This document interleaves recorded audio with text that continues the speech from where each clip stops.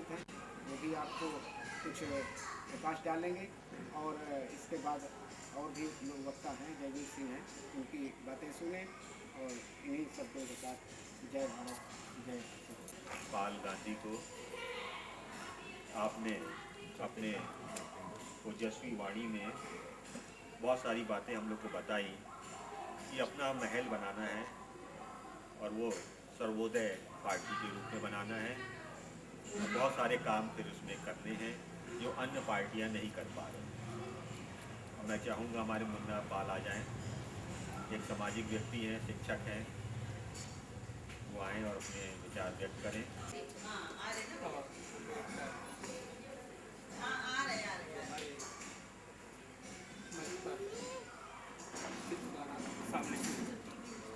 ये समाज की प्रेरणा स्रोत है। इन्होंने जो समाज को दिया है, एक शब्द में मोती भरा है। अगर इनको पढ़ा जाए, जैसे पेरियार जी के लिए मैंने जब पेपर में नाम सुना था कि इनकी लिखी हुई सच्ची रामायण, जो जिसकी प्रतियां जो है ओम प्रकाश जी ने फाड़ी है हजरतगंज में, पेपर में जब आया था तो जिज्ञासा मुझे पैदा हुई कि वो है क्या चीज़ जो फाड़ी जा रही है। लिखा हुआ किसी का तो फाड़ा जा रहा है और तो हजरतगंज मैंने दूसरे प्रयास किया, बात है ऐसा लिख गए, मतलब अकाट्य लिख गए। उन्होंने अपने जो शब्द कहे हैं और जो बात रखी प्रमाण के साथ, उसको जो बात रखी है वो बिल्कुल सत्य लग रही है। तो कोई ऐसा नहीं लग रहा है कि उन्होंने कुछ बनावटी, लेकिन समाज इतना अपनी बात पे अड़िग है कि ऐसे महापुरुष को नहीं समझ पा रहा है, लेकिन कुछ ना कुछ समाज के लोग समझ रहे हैं, जैसे आज सबसे ऊपर उनका स्थान है। तो ऐसे ही समाज में सभी लोग जो आज बैठे हैं ना, एक दिन कुछ ना कुछ निकल करके इनमें से कहाँ पहुँचेंगे। क्रम चलता रहेगा, आज से ये अंत तक चलता रहेगा क्रम। तो जो समाज के लिए काम करता है कोई भी वो ऐसे ही सम्मान का पात्र बनता है। यहाँ पर सभी लोग जागरूक समय अपना दे रहे हैं, धन खर्च कर रहे हैं, तो देने भी आए लेने भी आए। और जो भाव रखते हैं कि हम लेने जा रहे हैं, समझ लो कि वो बहुत बड़ा धन है। देने कुछ नहीं, हम जहाँ जाएंगे वहाँ कुछ ना कुछ मिलेगा। हमने जैसे बहुत से यहाँ पर लोग देखे हैं जिनके मैंने पहली बार दर्शन किए, तो ये हमारा सौभाग्य है। और मेरा जन्म जो है शाहजहाँपुर में हुआ। मैं जुलाई 98 में लखनऊ मैंने कदम रखा। मैं एक इंटर कॉलेज में गया, सिविक्स का लेक्चरार, MA LLB BEd। और मैंने वो अपना जो हमारी प्रेरणा स्रोत लखनऊ की तो दीदी जी बिमला जी हैं, ये मेरी प्रेरणा स्रोत, इन्हीं के द्वारा मैंने यहाँ की राजनीति और सामाजिक कार्य सीखा। मैं 2000 से जुड़ा था। जब पहले पेपर में नाम सुना था, मैंने केवल सर्टिफिकेट में पढ़ रहा था, मैं छोड़ के चला गया संग्राम नगर गौरव स्कूल में, और मैं उनके सानिध्य में रहा। 4-5 साल खूब तन से किया। ऐसा कोई क्षेत्र नहीं है, संजीव नगर का ऐसा क्षेत्र नहीं है कि जहाँ मैं गया। पूरी विधानसभा का इतना समाज अपना है, समाज की कमी नहीं है, बस जगने की सोच की कमी है। क्षेत्र में रह रहा हूँ, मुझे नई पीढ़ी बहुत तैयार कर दी है, जो चाहे सवर्ण हो चाहे यादव वर्ग हो, कोई समाज हो, अगर जहाँ पर मैं रह रहा हूँ मैंने अपने समाज को बराबर का दर्जा दे दिया है। कई लोग BEd कर चुके हैं, कई लोग BSc कर चुके हैं, कई लोग MSc कर रहे हैं, कई लोग जो है और क्षेत्रों में निकल चुके हैं। समाज बराबरी में आ गया है, बस थोड़ी मानसिकता की कमी है। अपने को आगे नहीं कर पा रहे, सामने नहीं जा पा रहे हैं कि हम जाएं तो लोग क्या कहें। बस इतना मिलने की जरूरत है। अगर सब लोग मिलते रहेंगे तो हम खुद कुछ आगे और थोड़ा थोड़ा करके बढ़ता समझ बढ़ता रहेगा। मैं सब यही कहना चाहता हूँ, हम सब लोग किसी को छोटा न समझें, किसी भी अलग हम जैसे अभी दूसरी बार दर्शन कर रहे हैं अपने जयवीर सिंह जी का, अभी कनौसी में कार्यक्रम था, वहाँ पहुँच गया था। तो ये हमारे PK सिंह पाल जी हैं, ये हमें समझ रहे हैं कि इनकी कहाँ पर कैसे नस छुई जाती है, ये पुस्तक पढ़ते हैं। ये अचानक 8:45 बजे फ़ोन मिला और मैं चला, मतलब मुझे कुछ सोचना नहीं है। और मैं किराए पे गाड़ी भी कर रहा हूँ, मुझे महीने का खर्चा जो है महीना लेना मुश्किल पड़ा। न हो साधु कोई अकेले बड़ो तुम, सफलता तुम्हारे चरण से मिलेगी। मैंने सोचने की बस कमी है। ऐसा नहीं कि हमारे क्षेत्र में पैसे वाले नहीं है। सन 80 में ट्रक लोग खरीदे थे जहाँ मैं रह रहा हूँ। पालों के यहाँ अहर लोग मजदूरी करते थे, आज उन्हीं के यहाँ पाल मजदूरी कर रहे हैं। केवल सन 80 से कितना समय हुआ है, केवल 30 साल का। ये सब क्या हो रहा है? सब लोग समझ नहीं रहे। मेन कारण है एजुकेशन पर ध्यान नहीं दे रहे हैं। समाज एजुकेशन से आगे बढ़ नहीं रहा है। अपने बच्चों को तो पढ़ा लेता है, बच्चों से नहीं कहता शिक्षक बनो, क्योंकि शिक्षक बन करके आप दूसरों को जगाएं, वो आपसे आगे निकल जाएंगे। क्योंकि शिक्षक का धर्म होता है कि जिसे हम पढ़ाएं वो हमसे आगे जाए, और हम दूसरों को पढ़ाएंगे वो हमसे आगे निकल जाएगा। तो हमारा शिक्षा खत्म, लेकिन नहीं, यही तो भूल है। हमारा समाज आगे बढ़ेगा, किसी जाति का हो, किसी वर्ग का हो, हमारा देश आगे बढ़ेगा, और देश बढ़ेगा तो भारत बढ़ेगा, भारत की पहचान बढ़ेगी, तो जो भारतीय लोग हैं उनका सम्मान बढ़ेगा। ये काम कर रहा हूँ।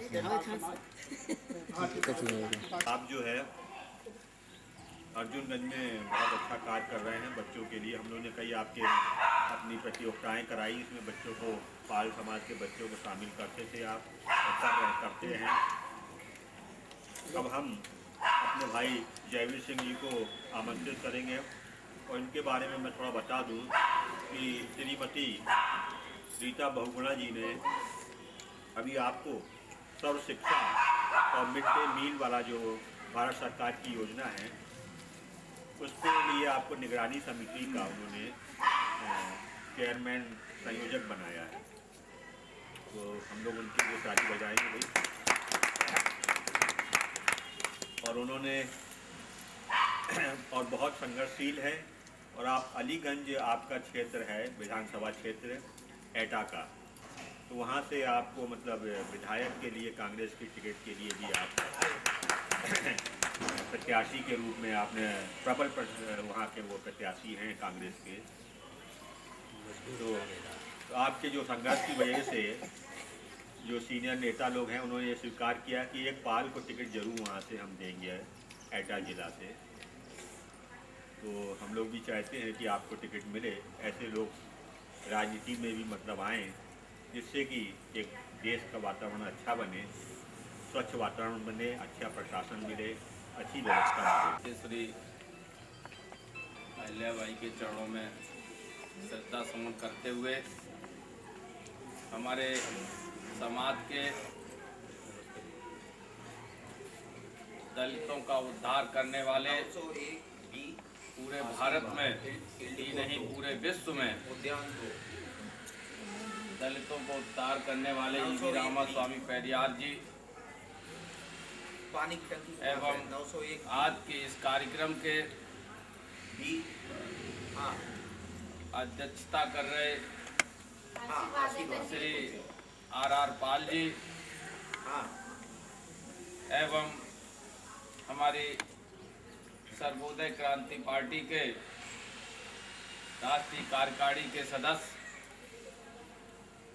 बड़े भाई श्री प्रमोद बघेल जी एवं प्रदेश अध्यक्ष आर गांधी जी तथा हम सबको प्रेरणा देने वाले, समाज में नई अलख जगाने वाले हमारे बड़े भाई श्री पी.के. सिंह पाल जी, जो अपने जीविका उपार्जन के बाद भी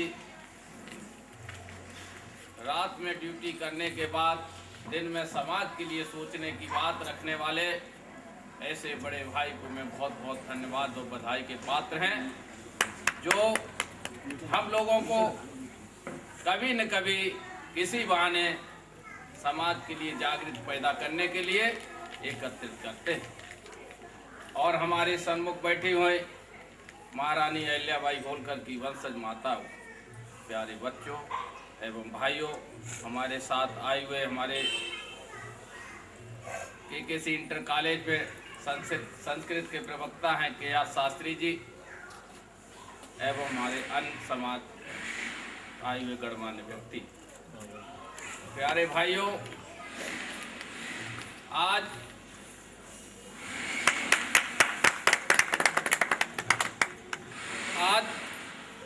जो हमारे समाज में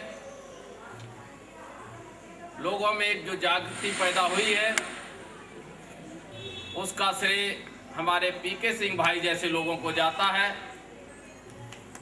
जो लोग कार्यक्रम कराते हैं, उससे हम जैसे युवाओं में एक जोश पैदा होता है, कुछ करने कुछ गुजरने की इरादा आता है और एक दिन उस मंजिल को पाने के लिए हौसला अफजाई होता है और मंजिल पाने के लिए संघर्ष करने के लिए तैयार हो जाता है। हमारे भाइयों, कोई समाज कभी पीछे नहीं होता, न कोई समाज कभी आगे होता है, केवल उसकी सोच आगे होती है, वही समाज हमेशा आगे हो जाता है। न आज का समाज छुआछूत से पीछे होता है, न ऊंच नीच से पीछे होता है। जब उसकी सोच ऊंची होती है तो निश्चित ही ऊंची उड़ान भरता है। प्यारे भाइयों, एक कहावत है कि जिस कौम को मरने का साहस नहीं, जिस कौम को मरने का साहस नहीं, उस कौम का इतिहास में नाम नहीं। प्यारे भाइयों, जब तक जिसने संघर्ष का रास्ता नहीं अपनाया, तब तक वो कुछ हासिल नहीं कर सकता, कुछ पा नहीं सकता। राजनीति तो एक बहुत बड़ी चाल है और राजनीति में कोई किसी को बढ़ाता नहीं है। राजनीति अपने दम पर की जाती है।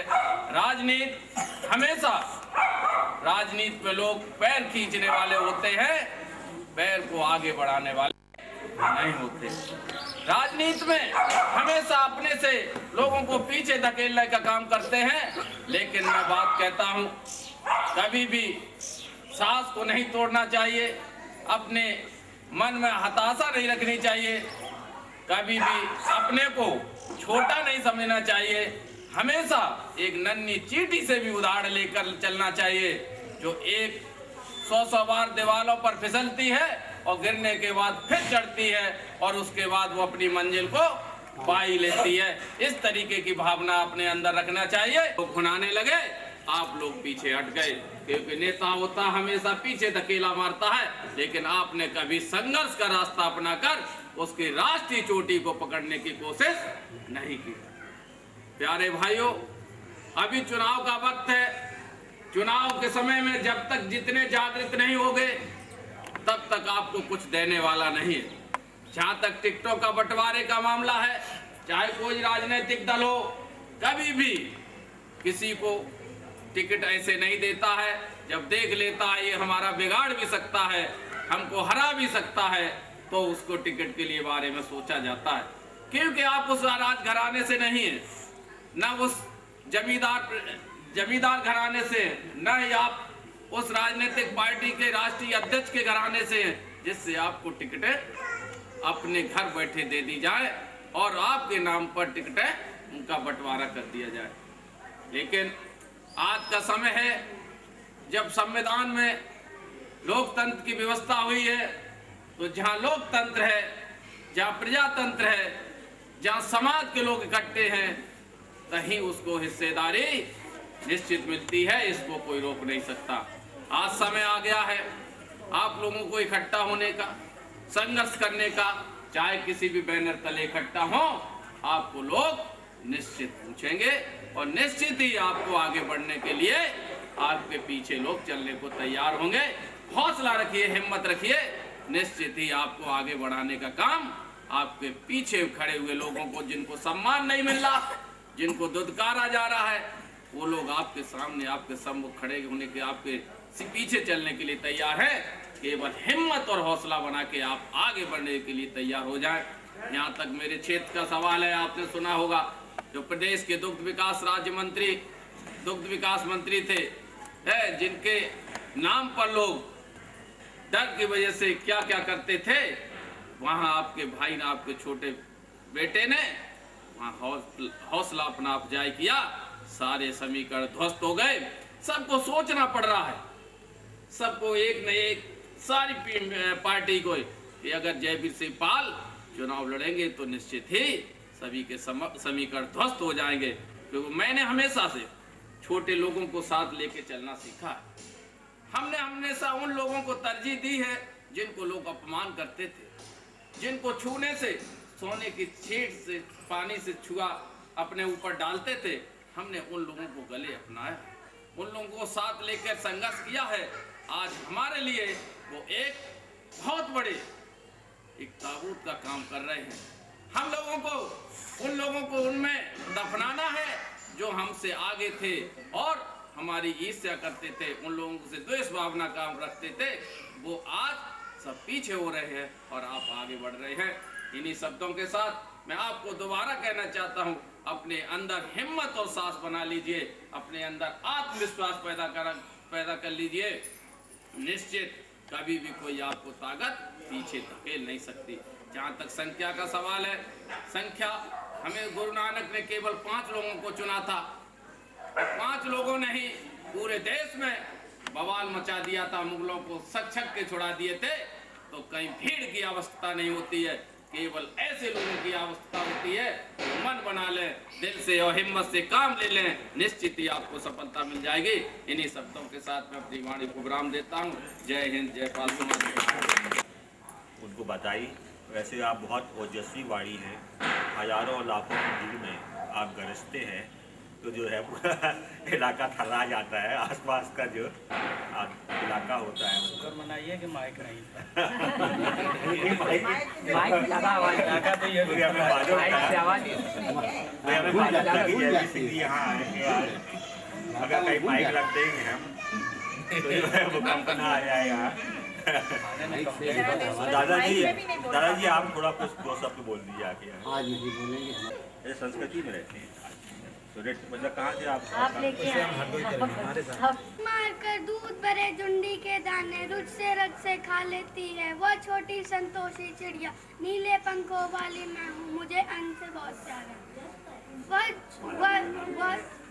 वह जो चिड़िया चोंच मारकर कल के नेता है, भाभी नेता है। चिड़िया नीले पंखों वाली और क्या नाम है, नाम बता दो। Myself is Pratyum. I read in class 6B. I am 10 years old. Introduction पैदा करने वाले श्री माननीय पेरियार जी, अम्बेडकर जी, इन सबको श्रद्धा सुमन अर्पित करते हुए मैं स्वागत करता हूं अपने आज के अध्यक्ष, मुख्य अतिथि जी, संयोजक जी और हम सब मिला के हमारे समाज के जो ज्योति पुंज यहाँ पर बैठे हुए हैं, उनका स्वागत करते हुए मैं बिल्कुल ओरिजिनल बात कहना चाहता हूँ। कोई सुनी सुनाई नहीं, हमारे एक्सपीरियंस की है, हमारे अंदर के दिल की बात है। हो सकता है आपको बुरा भी लग जाए, काफ़ी मैं पहले से मांगे देता हूँ। अगर हमारे सामने कोई बुराई मुझे करा तो मैं बर्दाश्त नहीं करता हूँ, वहीं लड़ाई कर देता हूँ, चाहे हरदोई हो चाहे उन्ना हो। ये मेरा पहला काम। कोई राष्ट्रीय, अंतर्राष्ट्रीय या प्रादेशिक इतिहास नहीं है, इतिहासों में नहीं लिखा गया है। आप लोग कह सकते हैं कि हम पिछड़े रहे हैं, लेकिन हमारा सोचना कुछ दूसरा है, कुछ अलग है। आप बताइए, पूरे दुनिया के इतिहास में ऐसे कितने लोग हुए हैं जो खुद अपना अधिकार छोड़कर और दूसरे इंसान और समाज को कहे कि चल तू ही आगे बढ़ ले, तू राजा बन ले, मैं जंगल में चला जाऊंगा, मैं नदी किनारे रह लूँगा, मैं नदी के पार रह लूँगा जहाँ घास भी नहीं पैदा होती है। उससे भी ज़्यादा तू बड़े बड़े जानवर रख ले, गाय भैंसे रख ले, मैं छोटे जानवर भेड़ बकरियों से ही काम चला लूँगा। ऐसे त्याग करने वाले पूरी दुनिया में कितने लोग आपको मिलेंगे। अब अगर कोई कहे कि ये लोग बेवकूफ़ हैं तो ये मानने वाली बात नहीं है। आप लोग भले मान लीजिएगा कि हाँ हमारे पूर्वज ऐसे रहे होंगे, लेकिन हम नहीं ऐसा मानते हैं, हम उनकी तारीफ करते हैं। आज जिन समाज सुधारकों का आप नाम लेते हैं, नानक जी का ले लीजिए, कबीर का ले लीजिए, ईसा मसीह का ले लीजिए, मोहम्मद साहब का ले लीजिए, जिनके नाम पर समाज में धर्म चल रहे हैं, उन्होंने त्याग ही किया है। किसी का कुछ हड़पा नहीं है। तो हकीकत तो यही है कि असली हिंदुस्तान भी हम ही हैं, असली हिंदुस्तान की विरासत भी हम ही हैं। हिंदुस्तान का इतिहास पढ़ लीजिए, हिंदुस्तान ने कभी अटैक किया किसी पर? पालों ने कभी किसी का कुछ हड़पा है? असली हिंदुस्तान हम हैं। ये हमारी अपने समाज की परिभाषा है। कहने को आप जो है अपने को पाल कह लीजिए, बघेल कह लीजिए, गडरिया कह लीजिए, राजस्थान में रहबारी बोलते हैं, गाली है, लेकिन उसका मतलब है राहबर, राहबरी, जो आपके साथ रास्ते में साथ चले और फिर आपको आपकी मंजिल पर पहुंचा के वो आगे बढ़ जाए, इसलिए वो रहबारी बोला जाता है। दूसरे लोग चाहे जो कुछ व्याख्या करें। चरवाहे हैं हम लोग, अच्छे अच्छे चरागाह भी दूसरे लोग ले गए, हमने वो भी छोड़ दिए। और जहाँ पर भी रहे हम, इंसानियत की जो असली धरोहर है उसको सिर्फ हम ही ने बना के रखा है। लेकिन तब ज़माना दूसरा था, अब समय दूसरा है, टेक्नोलॉजी आ गई है, एजुकेशन आ गई है, वो चीज़ अब नहीं चलने वाली जो अभी तक चला करती थी। तो बेईमानी तो हम अब भी नहीं कर सकते ना, दूसरे का हिस्सा तो हम अब भी नहीं हड़प सकते हैं, क्योंकि हमारे खून में कर ही नहीं पाएंगे हम लोग। उपदेश यहाँ पर खड़े होके आप खूब दे लो, क्या हम जूझेंगे और ये करेंगे और वो करेंगे, कर लीजिएगा, हमारे खून में नहीं।